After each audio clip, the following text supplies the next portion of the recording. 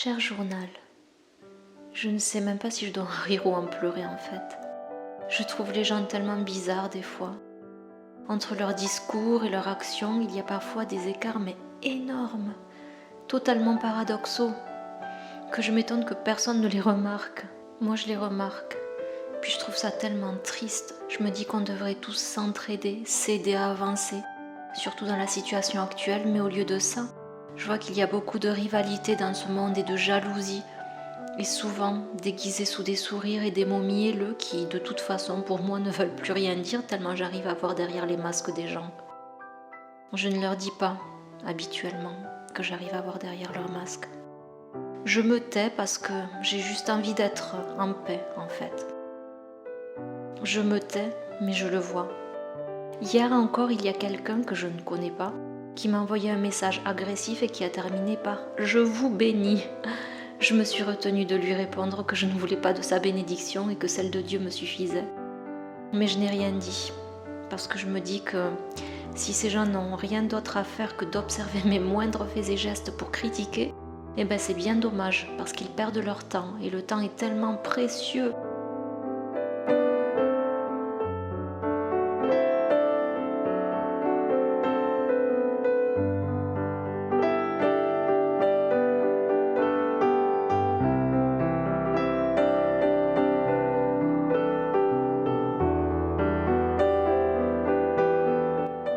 Le temps est tellement précieux. On n'a qu'une seule vie, on ne sait pas quand elle peut s'arrêter.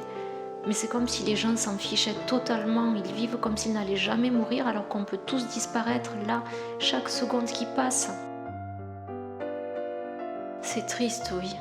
Des fois j'ai l'impression d'être totalement différente du monde.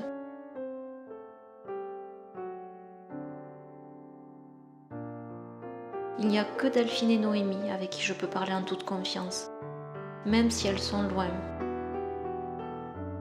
Les gens pensent que quand on a des opinions différentes, on ne peut pas être amis, mais c'est faux. Elle et moi, on n'a pas du tout les mêmes croyances, mais ce sont mes deux meilleures amies, les seules d'ailleurs.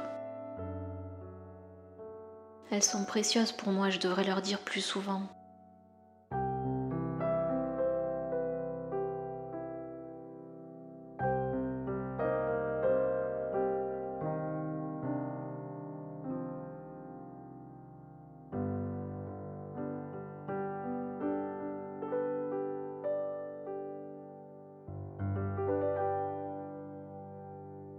Cher journal, je crois que si les gens perdaient moins leur temps à râler contre les choses qu'ils n'aiment pas, et s'ils utilisaient ce temps pour construire des choses et des projets qu'ils aiment, alors le monde se porterait beaucoup mieux, c'est certain.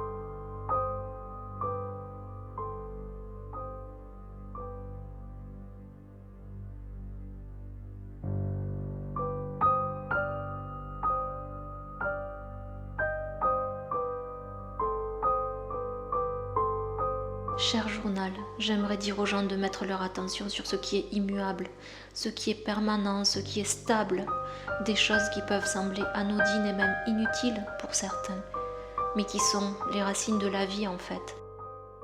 Préparer à manger, passer du temps avec sa famille, lire un livre qui est apaisant, observer la nature, tout ça, personne ne peut nous l'enlever. Et dans ce monde bizarre, je crois que c'est de ça dont on a le plus besoin. Des petites choses de la vie, des choses simples et saines.